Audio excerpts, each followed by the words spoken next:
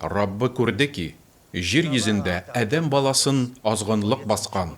Кешенең бөтен күңеле, уй-фикере һәр вакыт явызлыкта. Раббы кешене бар итүенә үкенде.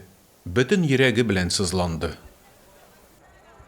Әйтте: Дөньяга үзем яраткан кешеләрне, хайваннарны, сөйрәлүче хәшәрәтләрне, күктәге кошларны, һәммәсен җир йөзеннән юк итәм, чөнки аларны яратуыма мин үкенәм, диде. Җир йөзен мин туфан суына батырачакмын. Күк астындагы барлык җан ияләрен юк итәчәкмен. Җир йөзендә бер нинди тереклек калмаячак. Җир йөзендәге сулышы бар бөтен җан иясе, һәммәсе һәлак булды, юк ителде. Адәм баласыннан башлап хайваннарга кадәр, сөйрәлүче хәшәрәтләрдән алып очар кошларга кадәр, барлык җан ияләре үлемгә дучар булды. Җир йөзендәге бар нәрсә юкка чыкты. Фәкать Нух һәм аның белән бергә кимәдә булганнар гына исән калды. Нухка һәм аның угылларына Аллаһы былай диде: Мин сезнең белән килешү төзим. Минем бу килешүем буенча, моннан соң бер нинди җан иясе дә туфан суларында һәлак булмаячак. Җир йөзен суга батырган туфан бүтән бер кайчан да кабатланмаячак. Нухның кимәдән чыккан 3 угылының исемнәре Шем, Хам вә Яфет булып, Хам дигәне Кәнганга ата тиешле иде.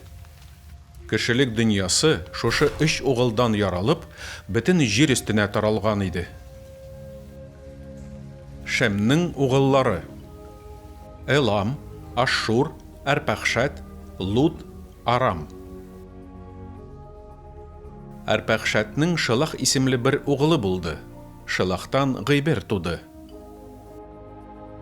Гыйбер, Пелек, Регу, Серух, Нахор, Терах һәм Ибрам, ягъни Ибраһим. Раббы Ибрамга әйтте: Торган җиреңне, туганнарыңны, атаң йортын калдыр. Мин күрсәтәчәк җиргә күчеп кит, диде. Синнән мин бөек халык тудырачакмын. Сине мөбарәк кылачакмын. Исемеңне шөһрәтле итәчәкмен. Син Фатиха бәрәкәт иясе булачаксың. Сиңа изгелек теләгәннәргә мин изгелек эшләячәкмен.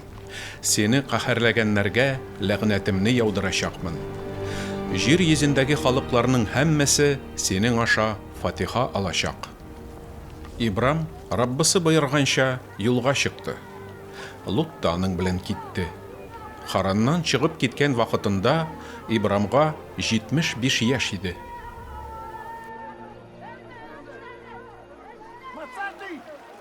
Хатыны Сарая һәм бер туган энесенең угылы Лут белән бергә Ибрам Харанда туплаган бар мал-мөлкәтен алып һәм кул астындагы барлык хезмәтчеләрен ияртеп, юлга чыкты һәм Канганга барып җитте.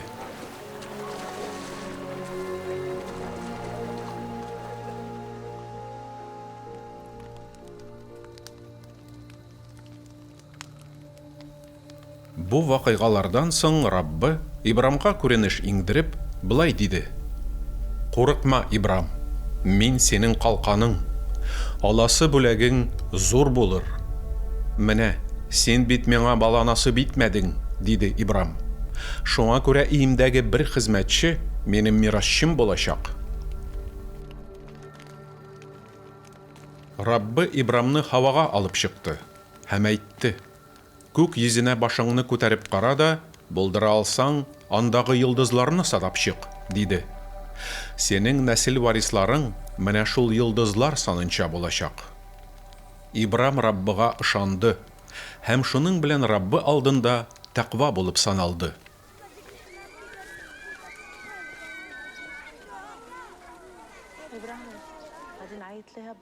Хатыны Сарая Ибрамга бала тапмады. Сараяның Хаҗар исемле Мисырлы бер асравы бар иде. Шулай итеп, Сарая Мисырлы Хаҗарны ире Ибрамга хатынлыкка бирде. Бу хәл Ибрам Канганда 10 ел гомер кичергәннән соң булды. Шулай итеп, Сарая Мисырлы Хаҗарны ире Ибрамга хатынлыкка бирде. Бу хәл Ибрам Канганда 10 ел гомер кичергәннән соң булды. Бу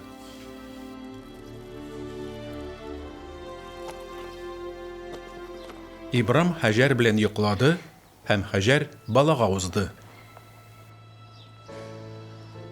Балага узганын белгәннән соң, Хаҗәр үзенең хуҗабикәсен санламый башлады. Сарая Ибрамга: «Минем башка төшкән бу хаксызлыкка син гаепле», диде. «Асравымны синең кочагыңа мин үзем бирдем, ә ул балага узганын белгәч, мине бөтенләй санламый башлады.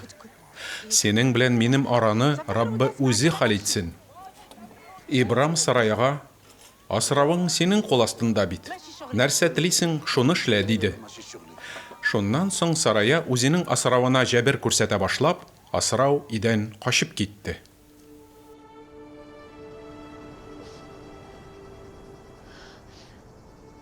Раббының фәрештәсе Хаҗәрне чүлдәге бер чыганак, Шурга бара торган юл буендагы кое яныннан эзләп тапты. Раббының фәрештәсе: «Хуҗабикәң янына кире кайт та, аңа буйсын», диде. «Синең нәселеңне үрчеткәннән үрчетәчәкмен. Шул кадәр ки, аны санап та бетерерлек булмас». Хаҗәр Ибрамга бер угыл тудырды. Хаҗәрдән туган бу угылына Ибрам Исмәгыйль дип исем кушты.